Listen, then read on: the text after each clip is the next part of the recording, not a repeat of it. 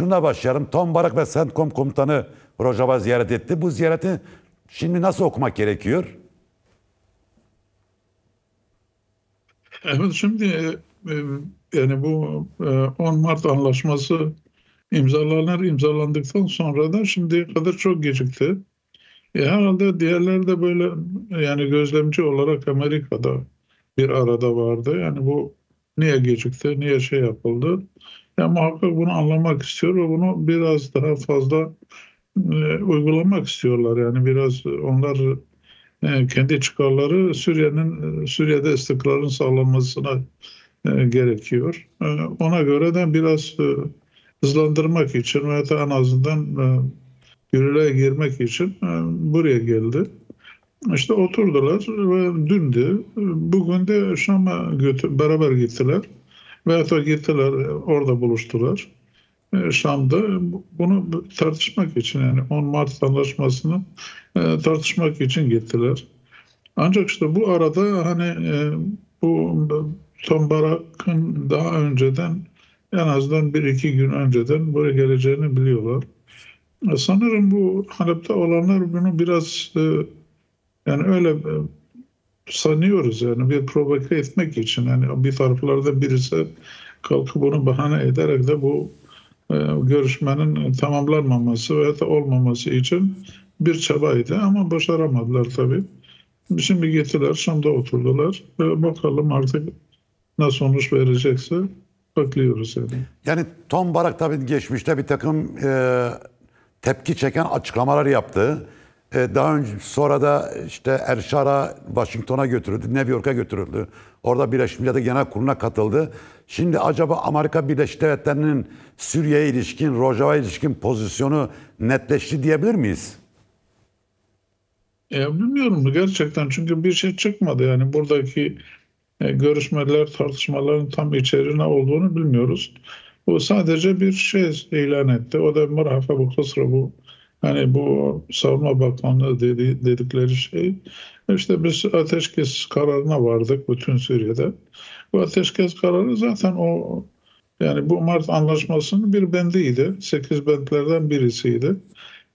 Bu ateşkes bütün Suriye'de sağlanacaktır. Demek ki şimdi uyulacaktır. Yani buna kadar, şimdiye kadar uyulmamıştı. Şimdi herhalde uygulayacaklar. Yani en azından budur. Yalnız işte duyduğumuza göre görüşmeler çok olumlu geçmiş. Ama muhakkak yakında da bir açıklamalar ard arda gelir. Yani artık neler görüştüğünü, neye vardıklarını söylerler. Ama şimdi bilmiyorum, yani gerçekten içeriği ne olduğunu da tam olarak bilmiyoruz. O sadece bu ateşkes meselesi ortaya çıktı. Yani özerk yönetimin Şam hükümetle görüşmesinde esas olarak özerk yönetim açısından ne önemli? Ateşkes mi önemli, yoksa Suriye'nin yeniden yapılanması mı? Yeni bir anayasa mı? Özerkliğin korunması mı? Burada sizin için kırmızı çizgi nedir? Ya çok şey vardır, yani bunun işte integrasyonu vardır. Demokratik integrasyon dediğimiz şey vardır, yerlerin vardır. Bir hem de bu şey ekonomi yanı vardı, hem de yönetim yanı vardır. Birçok şey tartışıldı, yani bölgeler tartışıldı falan. Yani çünkü baştan beri onlar hep böyle şey diyorlar, yani bu bazı yerleri teslim edeceksin. Yani sanki bir şey alıp satıyoruz gibi, hani bu senin olsun, bu benim olsun. Mesela öyle değil, yani oradaki halk vardır, oradaki insanların şeyleri var, iradesi vardır. Yani bu orada yaşayan insanları inkar edemezsin. Sen kalkıp da şimdiye kadar beraber şey yapıyorduk, yaşıyorduk da şimdi seni bırakıyoruz diyemeyiz. Yani muhakkak bazı formüller bulmak gerekiyor. Bu formülleri bulmak için işte beraber şeyler olacaktır. Yani bu her madde için, orada 8 madde vardı bu e, çerçeve anlaşmasında, yani 10 Mart anlaşmasında. İşte bu her birisi için ayrı ayrı komiteler oluşacaktır. Bu komiteler oturup tartışacaklar, yani komisyonlar, komiteler falan olacaktır. Bir şey, bu komiteler hem iki taraftan da olacak. Tartışacaklar bunu nasıl uygulayacağız diye. Bu önümüzdeki süreçte bu belli olması gerekiyor diye düşünüyorum. Peki 10 Mart'ta bir anlaşma imzalandı. Bu 10 Mart'taki anlaşmanın Bugüne kadar uygulanmamasını kim engelledi? Ya kim istemiyor bu anlaşma uygulanması? Kim önlüyor bunu? HTŞ mi önlüyor? Türkiye mi? Başkaları mı? Sizce kim bunun önünde engel?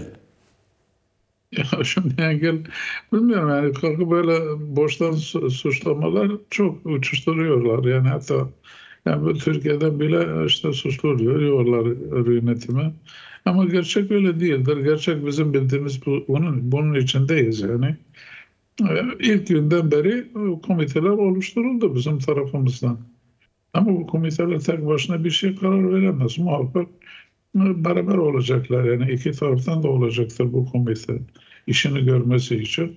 Öbür taraf hazır değildi. Çeşitli yollardan, çağrılardan oturalım, konuşalım bilmem ne falan filan. Hep kaytardılar. Böyle doğru dürüst şeye gelmediler. Biliyorsunuz yani bu bazı belirtiler de oldu. Yani bu mesela Paris'te yapılacak olan görüşme mesela.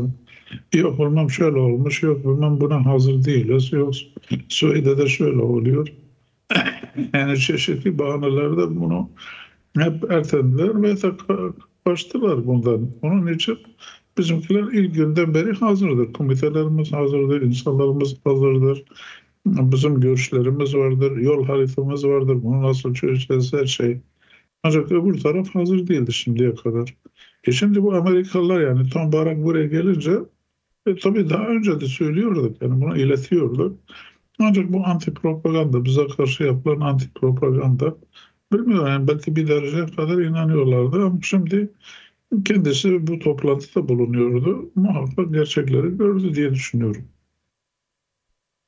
Peki şimdi e, bu Tom Barak bu toplantıya katıldı. Yani CENTCOM komutanı da oradaydı. Bundan sonra bir hızlanma bekliyor musunuz? Yani süreç daha mı hızlı bir şekilde ilerleyecek? Ya bizim tarafımızda zaten başka yol yok. Muhakkak diyalogla olacak, muhakkak konuşmayla olacak. Uzun sürse, kısa sürse önemli değil. Ama muhakkak bunun uygulanması gerekiyor. Ama kalkıp birisi bundan kaçıyorsa, uygulanmak istemiyorsa o zaman o haksızdır. Yalnız bunu da yapamaz çünkü arada mesela bu Amerikan şeyi gözlemcidir zaten. Baştan beri bu imzaladığında bunlar gözlemci olarak bulunuyordu ve şimdiye kadar da bulunuyorlar. Yani onlar da ilgileniyor. Onun için sanırım biraz zorlayacaklar yani bunu uygulamak için. Peki Türkiye burada nasıl bir rol oynuyor? Türkiye bu 10 Mart Anlaşması'nın uygulanması için yapıcı bir rol mü oynuyor? Yoksa kışkırtıcı bir rol mü oynuyor? Yani HTŞ'yi kışkırtıyor mu Türkiye? Sorunuzu anlayamadım. Sesiniz pek güzel değil. Türkiye 10 Mart Anlaşması'nın uygulanması için nasıl bir rol oynuyor? Yapıcı bir rol mü oynuyor? Hangisi? Ateşe mi Yok diyorsunuz? Türkiye, Ankara. Yok Türkiye bilmiyoruz. Yani gerçekten bilmiyoruz. Ama isterse Türkiye gerçekten böyle doğru dürüst davranırsa muhakkak o öbür tarafa baskı yapılmaları gerekiyor ilişkilerinden dolayı. Yani bunu niye uygulamıyorsunuz, niye oturmuyorsunuz, niye yapmıyorsunuz? Bunun yerine başka şeyler görüyoruz. Yani sanki bizim bilmiyorum şüphelerimiz vardır. Yani gerçekten elimizde böyle somut bir şey yok ama mesela bu Paris'in engellenmesi bile bildiğimiz kadarıyla Türkiye bunun arkasındaydı. Başkaları öyle. Yani buna yardım etmek yerine kalkıp engellemeler çıkarıyor. Ayrıca bu Halep'te olanlar yani bu Halep'te Eşrefiye, Mesut, Çembara alan bu kadar 2 aydan beri bu baskıyı uygulayan Türkiye'ye bağlı çetelerdir, SMO'dur. Onun için yani bunun bilmiyorum yani Türkiye kalkıp bu SMO'ları, bu çeteler niye besliyor, niye yapıyor, böyle baskı yapıyor. Ayrıca bu olan çatışmalar hani Darfur'da, şurada, burada sanırım bu Türkiye bundan pek uzak değildir. Yani bunu yapmamaları gerekiyor diye düşünüyorum. Peki HTŞ ve SOMO yani neden son dönemde Halep'teki Kürt mahallelerine saldırıya geçti? Şeyh Mesut ve Eşrefiye neden saldırıyor? Ya biliyorsunuz bu şimdi Şeyh Maksud'da ne oldu? 1 Nisan'da bir anlaşma sağlandı.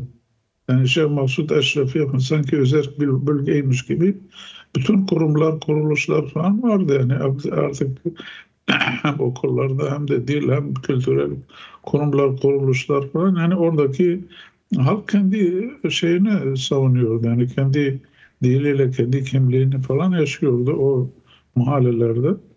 Bunlar rahatsız oluyorlar herhalde, yani bilmiyorum ama herhalde öyle rahatsız oluyorlar ki bunu çökertmeye çalışıyorlar.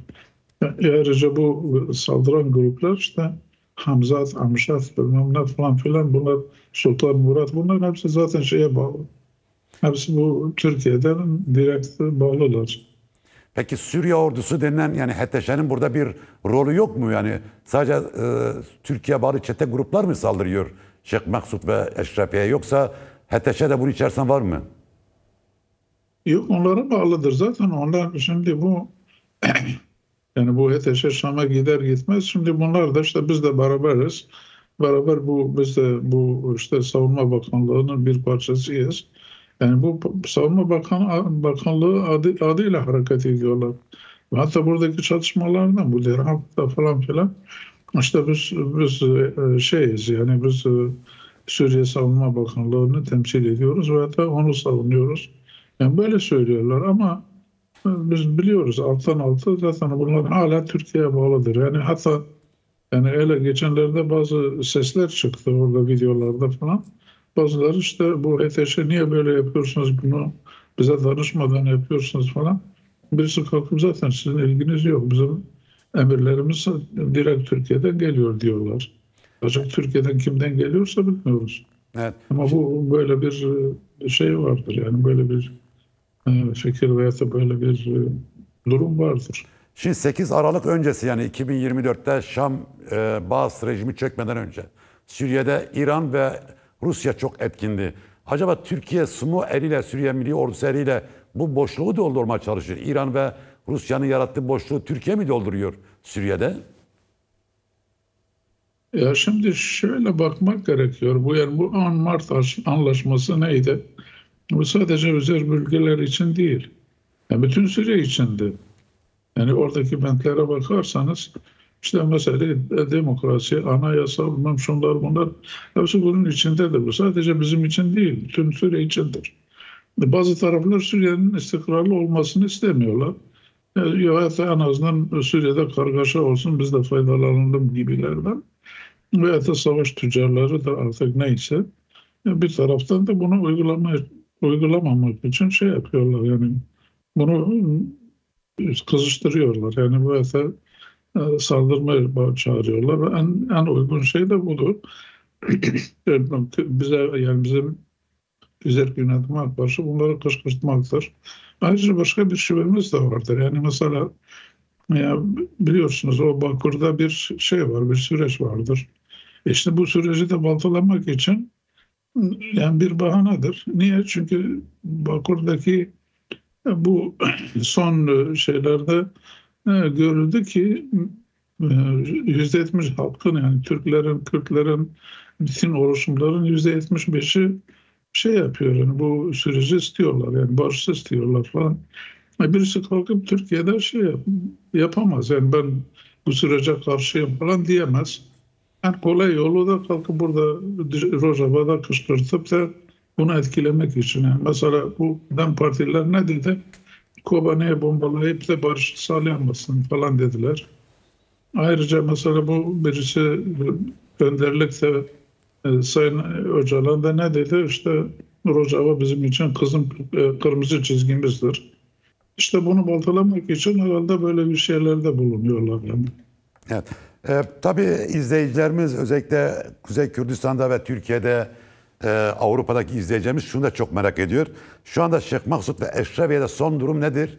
Ve buradaki direniş nasıl bir sonuç verecek? Yani HTŞ'nin, SMO'nun Şeyh Maksud'u ve Eşrefiye'yi işgal etme durumu söz konusu mudur? Neyse, sorunuzu pek şey yapamadım ama galiba yani Şeyh Masud'da şimdi ateşkes sağlandı ama kritik durumdadır. Yani hala gerginlik vardır. Çünkü oradaki barikatlar falan hepsi duruyor. Oradaki şeyler duruyor, konumları duruyor. Ya muhakkak ateşkes olursa bunun geri çekilmesi gerekiyor ama şimdiye kadar çekilmemişlerdir. HTŞ artık ne istiyorsa bilmiyoruz gerçekten, önümüzdeki günlerde bunu öğreneceğiz, yani bilmiyorum.